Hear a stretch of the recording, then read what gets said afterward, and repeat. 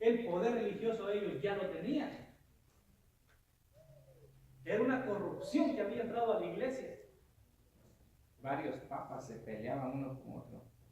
Y cuando se levantan los fieles, porque quieren que los hermanos se renueven, que se reformen, ¿qué creen que hicieron? Se levantó el poder político y religioso y se fue en contra de los mismos hermanos. El mismo pueblo estaba persiguiendo a los fieles y se demarcó claramente la apostasía en un lado y los fieles en otro lado. Mire qué tremendo. Porque ahora si usted se levanta, hermano, ¿por qué le digo esto? Porque si usted se levanta en favor de una reforma, lo van a tachar de loco, reformista, le van a decir que es disidente, no más porque quiere dar el mensaje que Dios nos ha dado. Simplemente por eso. Y esto fue lo que pasó en esa iglesia. Los fieles fueron perseguidos porque vieron que habían entrado en la iglesia la idolatría. Entró el paganismo en todo su esplendor. Y los fieles que estaban ahí tuvieron que llamar la atención. Y cuando llamaron la atención los malos dijeron, no, ¿cómo más? La apostasía es más. Y los persiguieron al verdadero pueblo de Dios. La iglesia persiguiendo a la iglesia. Por eso yo le puse el título de este tema, los representantes de Satanás en la iglesia. Porque ahí los tiene Satanás, para que los representen. Si Constantino no se hace cristiano, no hubiera sido, hermano, la persecución como fue. Hubiera sido menos. Porque no hubo piedad después para ellos. Bien, vamos a continuar. Ok. Como resultado de esta unión ilícita, ¿qué surge? ¿Qué surge, hermanos? La iglesia fornica que llevaron una unión que no eran casados. Roma, pagana, y la iglesia no eran casados. Hubo una fornicación entre ellos. Y a raíz de la fornicación hubo un embarazo. Yo lo llamo así, hubo un embarazo. ¿Y sabe quién surgió? Ahí está en la iglesia, en Tesalonicenses, donde estábamos. Por eso le dije que no lo perdiera. A raíz de esta unión ilícita, ¿qué hubo? Dice ahí que el resultado de esta unión ilícita fue el hijo de perdición. Mire qué tremendo. El hijo de perdición surge en ese instante. La iglesia da a luz a un personaje llamado el cuerno pequeño. Y iba a hacer guerra, dijo, contra los santos del Altísimo. Y a los santos del Altísimo quebrantaría. ¿Y sabe qué era lo peor? Que estaba en el templo. Ahí dice, estaba en el templo de Dios. Y se hacía pasar por Dios. Y él comenzó la persecución dentro de la iglesia. Estaba leyendo el edicto de Milán, así se llama el edicto de Milán en 313. Dice que cuando se hizo el concilio, muchos de los que habían sido perseguidos llegaron al concilio, unos sin manos, unos sin piernas, otros mutilados de diferentes partes del cuerpo. Y yo mientras lo leía decía, ¿por qué? A raíz, decía ahí la respuesta, de las tremendas luchas que habían llevado a cabo. El enemigo estaba reuniéndose ahora con la víctima. Y la víctima llegó y se presentó. Hermanos, yo cuando veo esto, digo, Señor, sí que sí, igual ahora lo que está pasando. Un poder político religioso, católico, apostólico y romano, que ha perseguido por miles de años al verdadero pueblo de Dios, ahora se está juntando con las víctimas y les está diciendo perdón. Pero no es un perdón que lo sientan, no. Lo que los mueve son intereses económicos, el deseo de poder, el deseo de superioridad. Y así, mire, la gente está cayendo en la trampa hoy en día. Por eso ahora hay un movimiento que se llama ecumenismo, donde las iglesias se están uniendo, tal y como se hizo en ese concilio. Y sabemos que la iglesia católica siempre va a ser apóstata. No ha cambiado en nada, en toda la historia no ha cambiado en nada. Pero aún así, los que dicen ser cristianos se están uniendo con ellos. ¿Qué es lo que los une? Dice la palabra del Señor, andarán dos juntos si no están de acuerdo. Algo deben de tener. Algo deben de tener. Y sabe que el diablo está trabajando dentro de la iglesia también ahora. Dentro de la iglesia adventista, el diablo tiene sus representantes, tiene sus agentes. Y esos agentes están trabajando duro para regresar la iglesia a Roma. Se ha metido el romanismo dentro de la iglesia, se ha metido el deseo de superioridad, y hasta se está enseñando en algunos lugares que fuera de la iglesia adventista no hay salvación, tal y como lo hace la iglesia católica. Hermanos, si nosotros no hemos orado tanto, yo les aconsejo que empecemos a orar, no por nosotros, dejemos el globo a un lado y comencemos a orar, hermanos, por esas personas que están dentro de las filas adventistas. Comencemos a orar por ellos para que el Espíritu de Dios les ayude y les transforme. Voy a leer un párrafo que se encuentra en Primeros Escritos, página 227. Escuche lo que dice. Vi una numerosa compañía que profesaba el nombre de Cristo, pero Dios no la reconocía como suya. Mire qué tremendo. Ahora hay muchos que se llaman cristianos, muchos que se llaman adventistas del séptimo día, pero dice Dios no lo reconocía como suyos. No se complacía en ella. Satanás asumía carácter religioso y estaba dispuesto a que la gente se creyese cristiana, y hasta estaba también ansioso de que creyeran en Jesús. ¿Cuál sería el propósito de Satanás? Que deseaba que la gente creyera en Jesús. Dice así: en su crucifixión y resurrección, y Satanás, sus ángeles, creen todo esto ellos mismos y tiemblan. Pero si la fe del cristiano no le mueve a buenas obras, ni induce a quienes la profesan a imitar la abnegación de Cristo, Satanás dice no se conturba, él sigue tranquilo.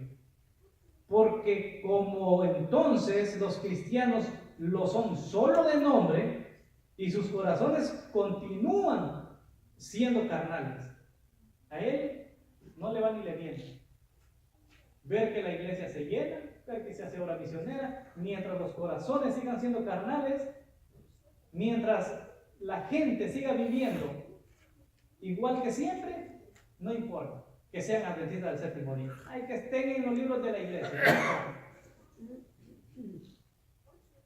Sigue diciendo. Él puede emplearlos en su servicio mucho mejor que si no profesaran ser cristianos. Si no profesan ser cristianos, él no puede emplearlos en su servicio. Porque él necesita gente dentro de la iglesia, no allá en el mundo.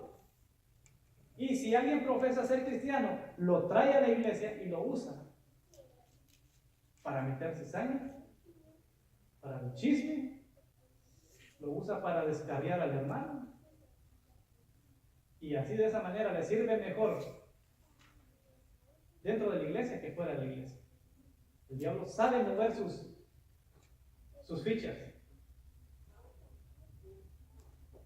Aquellas asambleas que se levantan en oposición a las verdades del Evangelio, escuche bien, esto es tremendo, y que promueven y propagan errores perjudiciales, que se establecen en oposición a la pureza y a la espiritualidad de la adoración, según el Evangelio, y que promueven y propagan vanas invenciones de hombres y ritos y ceremonias que nunca entraron en la mente divina, y las que se establecen para injuriar y perseguir la verdadera adoración y los genuinos adoradores de Dios, todas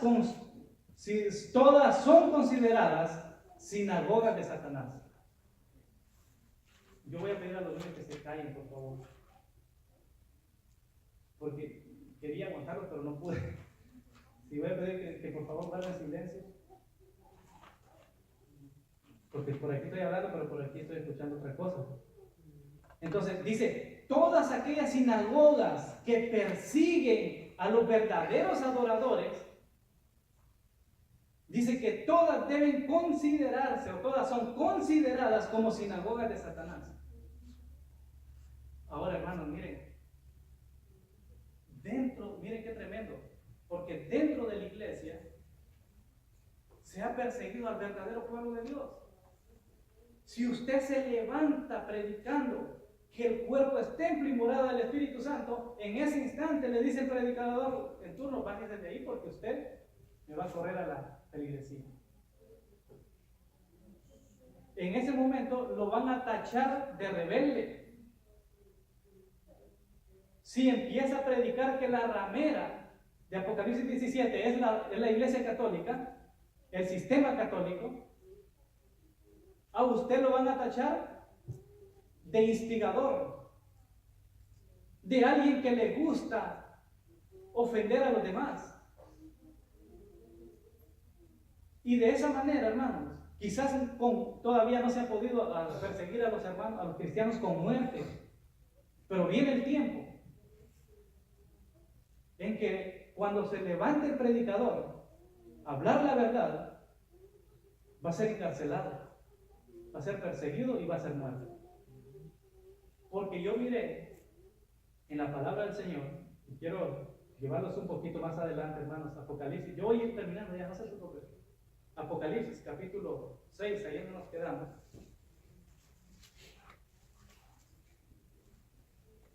Capítulo 6, donde está hablando de los sellos.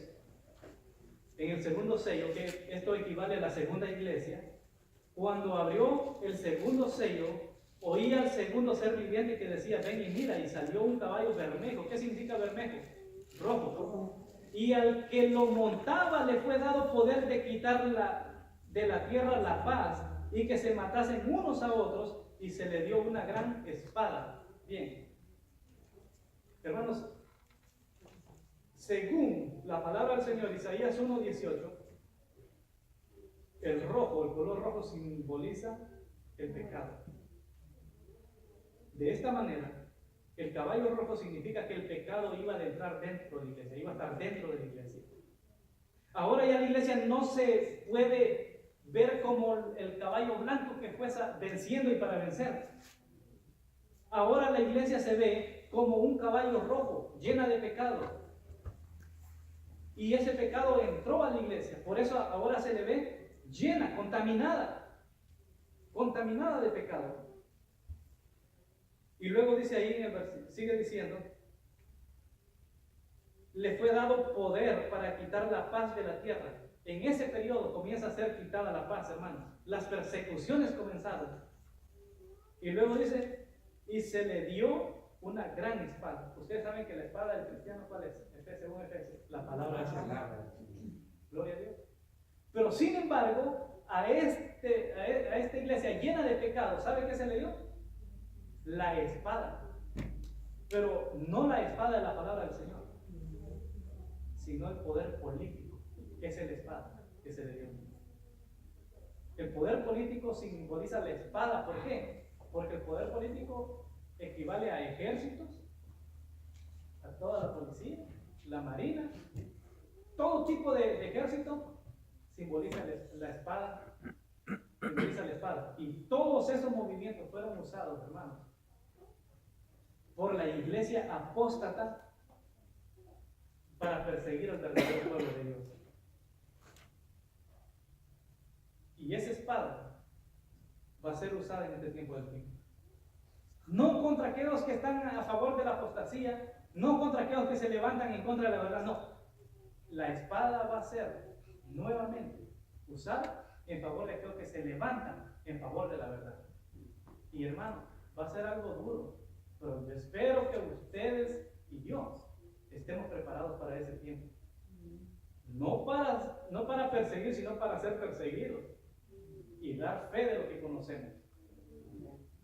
Sigue diciendo, el que las sinagogas de Satanás se entreguen a pretender ser la iglesia de Israel de Dios, no es menos que blasfemia. Mire qué tremendo, hermanos. Pretender ser la iglesia de Dios y hacer lo contrario de lo que dice la palabra de Dios es una blasfemia. Dios queda muy deshonrado cuando su nombre es usado para promover y patrocinar los intereses de Satanás. Y queda muy ofendido por esta blasfemia. Hará una justa venganza sobre quienes persistan en ello. Y ahí es donde dice que muchos van a ir delante de estas personas, de los líderes de la iglesia, y le van a decir, ¿por qué no nos enseñaron la verdad? Porque tanto tiempo estuvimos entre ustedes y ustedes nunca nos dijeron estas cosas. La gente, dice, se va a ir contra los líderes. La gente va a pedir explicación de por qué no se le explicó esto. Los miembros de la iglesia de Satanás han estado constantemente trabajando para deshacer, para desechar la ley divina y confundir la distinción entre el bien y el mal. Oiga, hermano, yo no sé, mi mente relaciona todo esto porque yo he leído algunas cosas que pues no puedo decir aquí porque no voy a predicar de eso. Pero cuando yo leo esto, los que han estudiado lo pueden relacionar. Que dice que el mal ha entrado a la iglesia. ¿Por qué el mal ha entrado a la iglesia? Porque el pecado, dice la sierva del Señor, ha entrado a la iglesia en Mensajes Selectos, tomo 1. Tomo 1. ¿Por los líderes? Dice que ha entrado a la iglesia. Número 1. Porque dice que han quitado el don profético de dentro de la iglesia. Y como lo han quitado, han sacado al profeta de dentro de la iglesia, dice que el pecado pasa por en medio del pasillo de la iglesia y nadie se da cuenta. ¿Por qué? Porque el que reprende el pecado está fuera. Y cuando yo leo esto dice que muchos han trabajado para deshacer la ley divina y confundir la distinción entre el bien y el mal. Satanás está trabajando con gran poder en los hijos de desobediencia y por medio de ellos para exaltar la traición y la apostasía como verdad y lealtad. Ahora hasta el error se lo creen. Voy terminando con esto. Voy acabando aquí. Dice, ahí sigue diciendo, hermano, la palabra del Señor, no puedo entrar más en eso porque ya es tarde. Ya estamos como Pablo en el primer día de la semana estudiando la palabra del Señor. Amén. Pero dice que estos falsos judíos que entraron a la iglesia, los compara la Biblia a la rebelión de Coré. Usted puede leer la rebelión de Coré en Números 16. Léalo. Porque en Números 16 dice que Coré se levantó contra Moisés y contra Aarón. ¿Y cuál era lo que querían? ¿Qué querían estos? Dijeron, Dios no los ha constituido a ustedes como los únicos por los cuales Él puede hablar al pueblo. Cuando Moisés llamaba a la santidad, ellos decían, este pueblo ya es santo, porque Dios lo escogió. Esta es la rebelión de Coré. Y hoy mismo pasa lo mismo. Que ya el pueblo es santo porque... Por eso es que lo trae aquí, también en la Biblia está, en la misma iglesia. Se rebelaron, dice, está comparando al pueblo de hoy con la rebelión de Coré. ¿Quién era Moisés para el pueblo? Bueno, un profeta, hermano. El profeta, el líder. Y Moisés dice, bueno, vamos a reunirnos con Dios y que Él decida a ver quién es. Miren, hermano, la matanza que hubo ahí y en esa rebelión fue tremenda. Todo porque habían personas que decían, este no es el profeta que Dios levantó. Y así como lo usó a él, también puede usar a otros. Es verdad, Dios puede usar a otros, pero no va a usar a cualquier persona arrogante, prepotente y llena de amor propio. No. Dios va a usar a personas humildes y sinceras. Y se levantó Coré, y no voy a hablar de eso ya, de Coré, pero también nos compara con Balaam, la doctrina de Balaam. ¿Y cuál era esa doctrina de Balaam? El amor al dinero. Era una de las doctrinas de Balaam, el amor al dinero. Si me pagan, voy. Si me dan un sueldo de allá de la conferencia, sigo predicando. El amor al evangelio se ha perdido.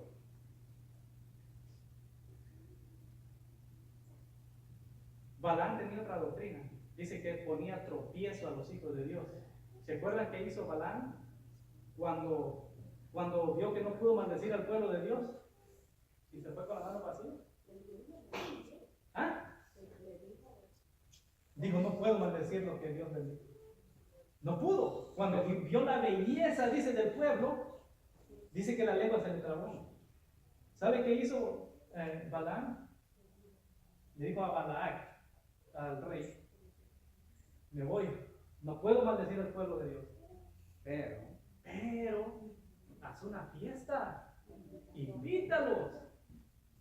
Hermanos, las fiestas eran droga, sexo, era una fiesta sexual la que estaba ahí. Y ahí fueron invitados los hijos de Dios. Y dentro de la iglesia, según lo que estoy leyendo yo en Apocalipsis, dice que dentro de la iglesia están esos que tienen esa doctrina, que ponen tropiezo a los hijos de Dios y no se salvan ellos y no dejan entrar a los demás. Pero viene mucha moabita.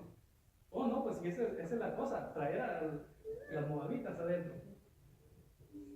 Y no vamos a entrar en eso, bueno, es más profundo.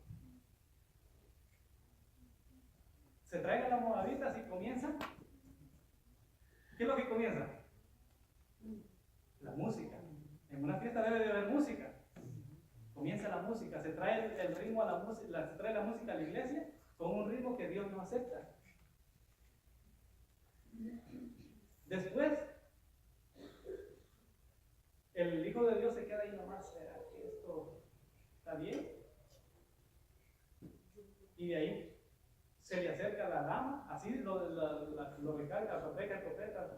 Dice que comenzaron los hijos de Dios ahí como no querían, y después moviendo el pie.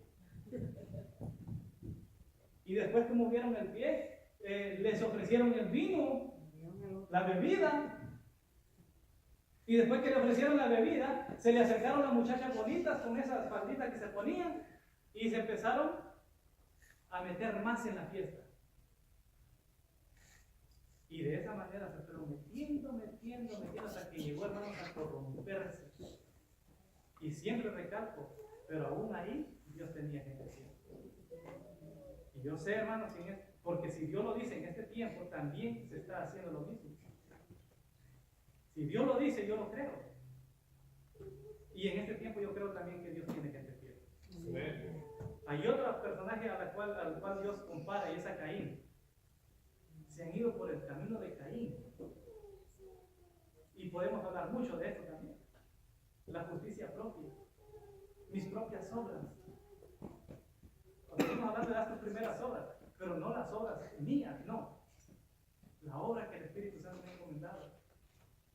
Y esta era la obra de Caín. Su justicia propia.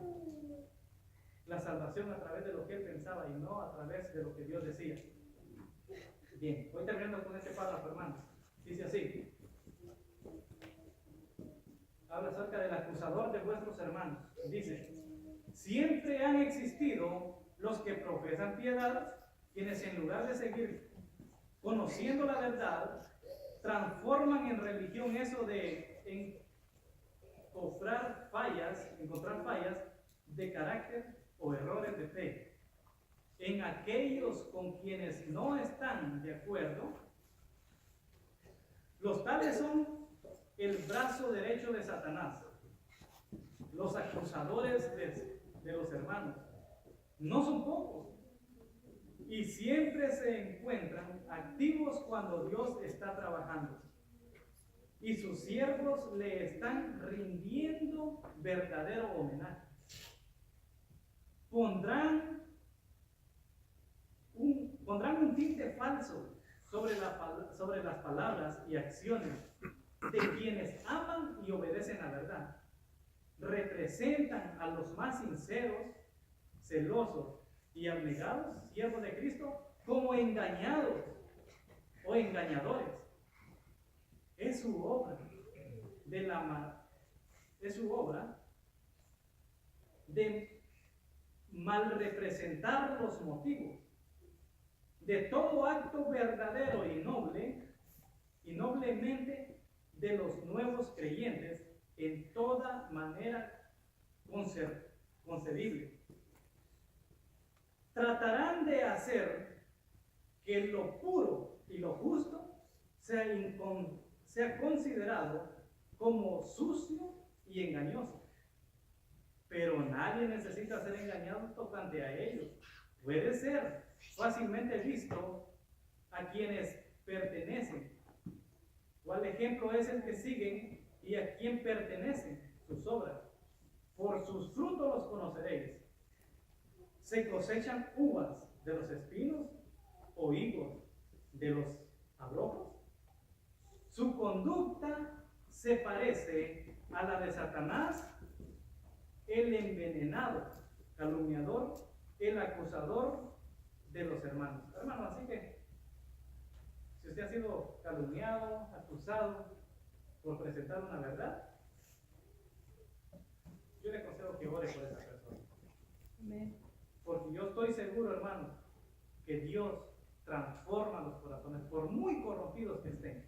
Amén. Y aunque estén, no importa si son jesuitas dentro de la iglesia. Yo conozco y he leído de jesuitas que se han transformado al evangelio de todo corazón. Y quizás vinieron con el propósito de dañar la reputación del evangelio. Quizás entraron a la iglesia con el deseo de regresar a Roma a la iglesia. Pero se pueden transformar por medio del Espíritu de Dios. ¿Hay algo imposible para él? Claro que no. Así que, hermano, mi consejo esta noche, tarde noche, es que así como hubo gente fiel en la iglesia cuando entró la apostasía, que usted se mantenga fiel en el Señor. Y aunque se espera la apostasía omega, el alfa ya pasó, la omega viene, usted sea uno de los que puedan darle a la palabra de Dios el correcto uso. Que la verdad surja y que sea, como dice la pluma inspirada, fiel como la aguja al polvo. Ojalá, hermano, que así sea. Y que en el momento de crisis no sucumbamos y nos pongamos de parte del enemigo. Que el Señor me lo bendiga. Bien, pues terminamos, hermanos. Ya pasó el sábado, gracias al Señor. Vamos a ponernos en pie y vamos a cantar el himno 400.